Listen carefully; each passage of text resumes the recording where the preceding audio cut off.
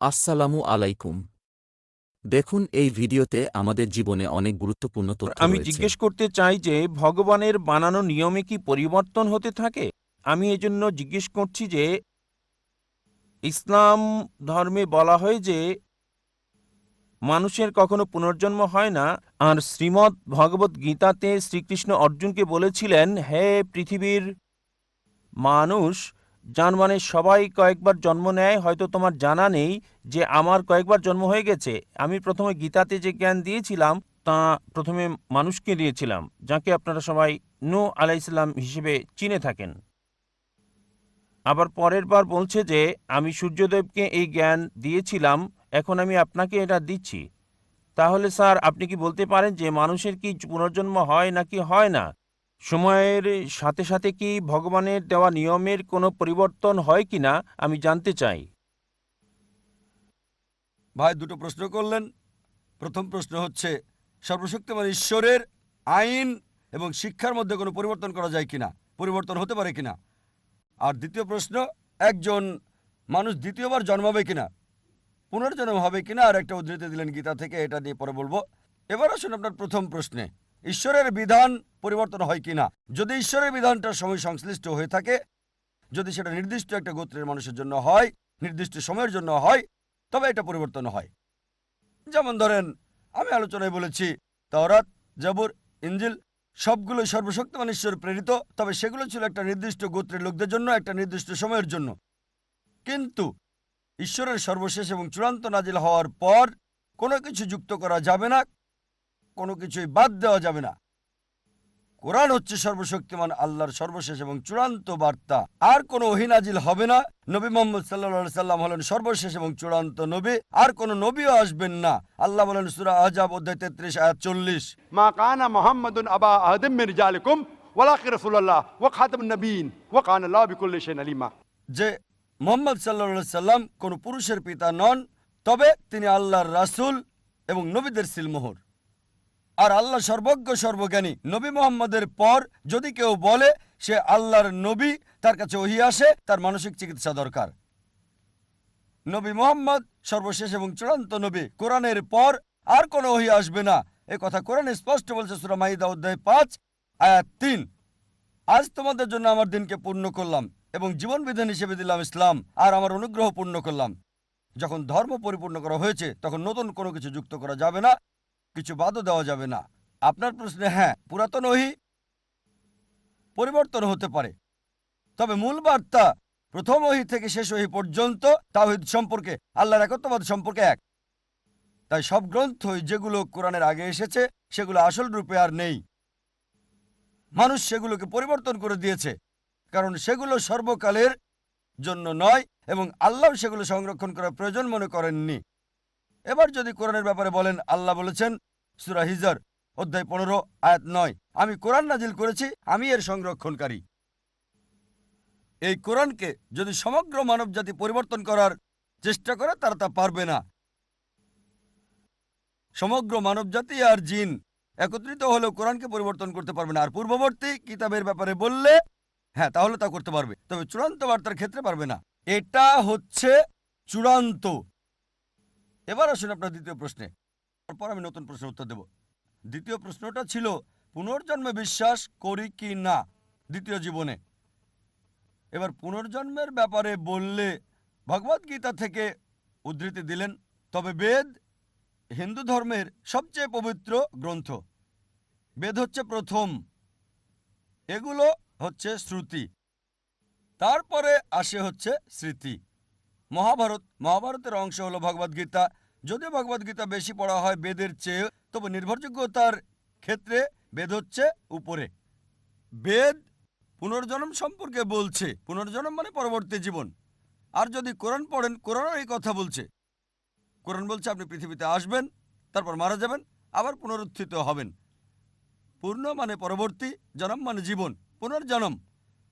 কোথাও বেদ বলছে না জীবন মৃত্যু, জীবন মৃত্যু, জীবন মৃত্যু, কোথাও বলছে না এই কথা, কোথাও বলেনি। ভগবদ্গীতাও এ ব্যাপারে কিছু বলেনি। আপনি যে উদ্ধৃতিটা দিয়েছেন ভগবদ্গীতা অধ্যায় 4 অনুচ্ছেদ 22, আমি রেফারেন্সটা দিচ্ছি। এটা ভগবদ্গীতায় উল্লেখ আছে, হিন্দুদের মতে এটা সর্বশক্ত ঈশ্বরের বাণী। তাতে বলা হয়েছে যেহেতু মানুষ কাপড় পরিবর্তন করে, পুরাতন কাপড় ফেলে দেয়, নতুন কাপড় পরিধান করে, একইভাবে আত্মা নতুন দেহের ভেতরে যায়, পুরাতন দেহকে ফেলে দিয়ে নতুন দেহে যায়। আমার কোনো সমস্যা নেই, পৃথিবীতে এই দেহ আছে, যখন মারা যাবেন আপনাকে উঠানো হবে নতুন দেহে, সমস্যা নেই। এটা কোরআনের সাথে মিলছে, বেদের সাথে মিলছে।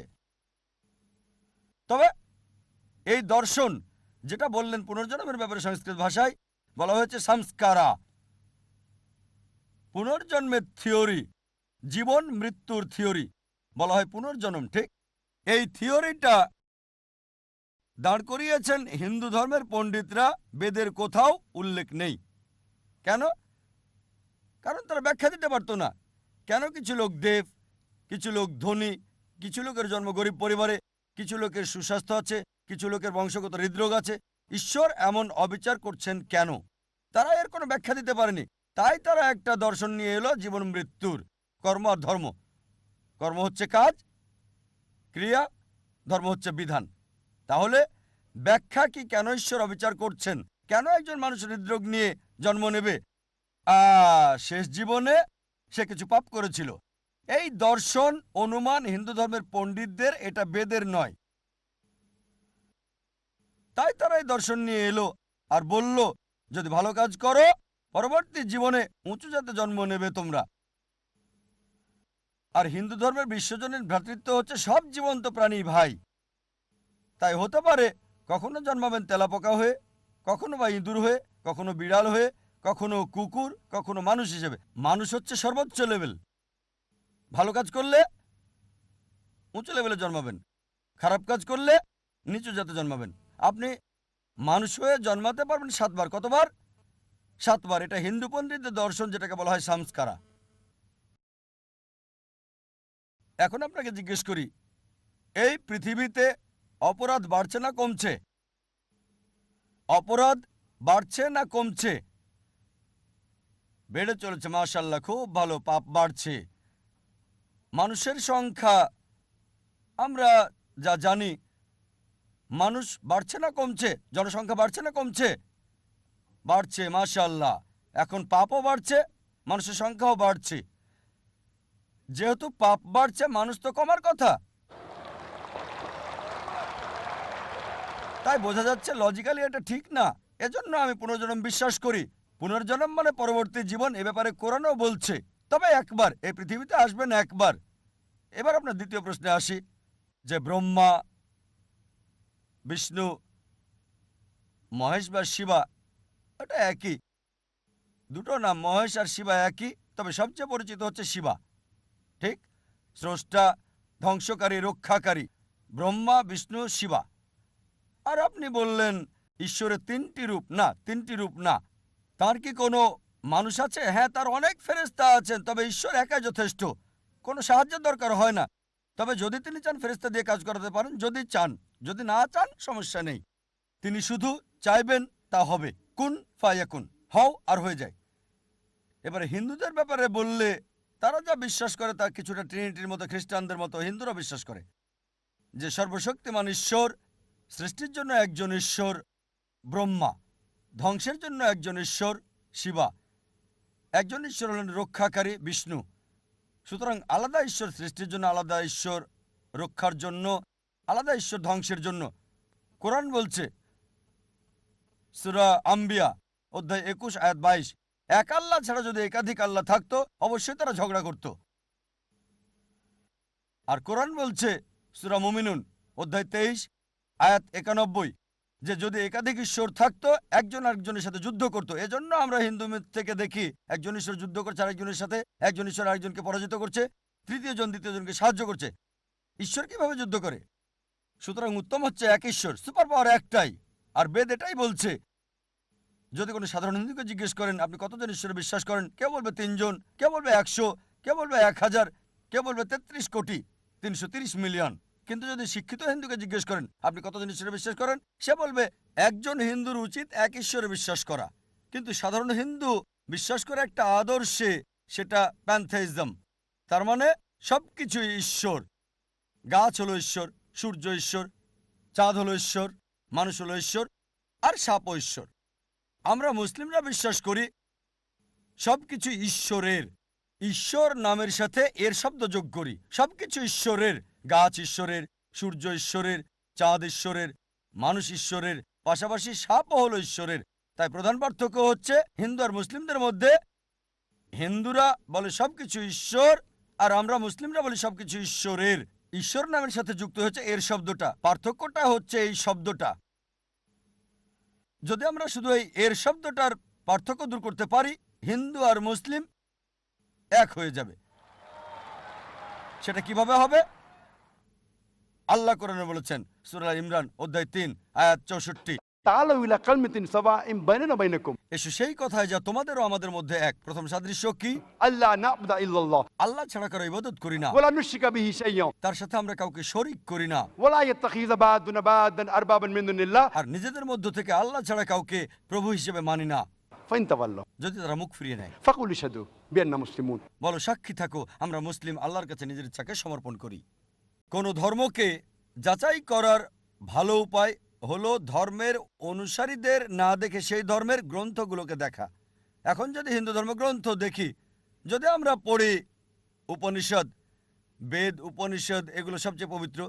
ছান্দোগ্য উপনিষদে বলা হয়েছে অধ্যায় 6 অনুচ্ছেদ 2 পরিচ্ছেদ 1, إكم إبدتيم ঈশ্বর একজনই, দ্বিতীয় কেউ নেই। এটা সংস্কৃত উদ্ধৃতি। إكم إبدتيم ঈশ্বর কেবল একজন, দ্বিতীয় কেউ নেই। শ্বেতাসূত্র উপনিষদে বলা হয়েছে অধ্যায় 6 অনুচ্ছেদ 9, ناچست قصج جنيتا نچديپا তার কোনো প্রভু নাই, তার কোনো পিতামাতা নাই। সর্বশক্তিমান ঈশ্বরের কোনো প্রভু নেই, তার কোনো মা নেই, তার কোনো বাবা নেই। শ্বেতাসূত্র উপনিষদে বলা হয়েছে 4 নম্বর অধ্যায় অনুচ্ছেদ 19, نتسر प्रतिमा अस्ति ঈশ্বরের কোনো প্রতিমা নেই। প্রতিমা মানে প্রতিচ্ছবি, প্রতিমা মানে ফটোগ্রাফ, ভাস্কর্য, মূর্তি, পেন্টিং। সর্বশক্তিমান ঈশ্বরের কোনো ফটোগ্রাফ নেই, কোনো প্রতিমা নেই, কোনো প্রতিমূর্তি নেই, কোনো পেন্টিং নেই, তার কোনো ছবি নেই। হিন্দু গ্রন্থগুলোর মধ্যে সবচেয়ে পবিত্র গ্রন্থ হচ্ছে বেদ, আর যজুর্বেদে আছে অনুচ্ছেদ 32 পরিচ্ছেদ 3, نتسر प्रतिमा अस्ति সর্বশক্তিমান ঈশ্বরের কোনো প্রতিমূর্তি নেই, কোনো প্রতিচ্ছবি নেই, কোনো প্রতিমা নেই, কোনো ভাস্কর্য নেই, কোনো মূর্তি নেই। যজুর্বেদে বলা হচ্ছে অধ্যায় 40 অনুচ্ছেদ 8 সর্বশক্তিমান ঈশ্বর পবিত্র। যজুর্বেদে বলা হচ্ছে অধ্যায় 40 অনুচ্ছেদ 9 अंधात्म पविशन्ति या समुति मुपास्ते তারা অন্ধকারে প্রবেশ করে যারা আসাম্ভূতির উপাসনা করে। আসাম্ভূতি হলো প্রাকৃতিক বস্তু, যেমন আগুন, পানি, বাতাস ইত্যাদি। অনুচ্ছেদ আরো বলছে তারা অন্ধকারে প্রবেশ করে যারা সাম্ভূতির পূজা করে। সাম্ভূতি হচ্ছে তৈরি করা বস্তু, যেমন টেবিল, চেয়ার, মূর্তি ইত্যাদি। কে বলেছে? যজুর্বেদ অধ্যায় 40 অনুচ্ছেদ 9। আর হিন্দু ধর্মের ব্রাহ্মসূত্র হচ্ছে एकम ब्राह्म देवता नास्ते नैना नास्ते किंचन भगवान एक ही है दूसरा नहीं है नहीं है नहीं है जरा भी नहीं है ঈশ্বর একজনই, দ্বিতীয় কেউ নেই, কেউ নেই, কেউ নেই, কোথাও কেউ নেই। আমি দর্শকদের বলবো এই ছেলের জন্য জোর করতালি দিতে, কারণ আমি মনে করি যখন আমাদের বয়স কম, আমরা বেশি নিষ্পাপ, বেশি ন্যায়পরায়ণ, বেশি সত্যবাদী। সে এরই দৃষ্টান্ত দেখালো। প্রশ্নটি খুবই গুরুত্বপূর্ণ, তার দৃষ্টিভঙ্গিও চমৎকার। আলহামদুলিল্লাহ।